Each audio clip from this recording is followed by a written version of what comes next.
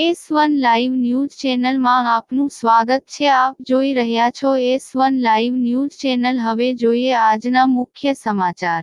જૂનાગઢમાં આજે સાંજે 5 વાગે પવન સાથે બે ધનાધન જોરદાર વરસાદ ચાલુ થયેલ હોય। આ વરસાદ છે કેરીના પાકને પણ પહોંચશે તેમજ કોઈ ઉનાળુ પાક જેવા કે તલ બાજરી તેમજ અન્ય ઉનાળો ખેત પાકોને નુકસાન પહોંચશે, કારણ કે આ તો એક માવઠાનો વરસાદ ગણાય, જેથી કરીને લોકોને જાણ ન હોય અને અચાનક વરસાદ આવે ત્યારે આવા નુકસાનો થતા હોય છે।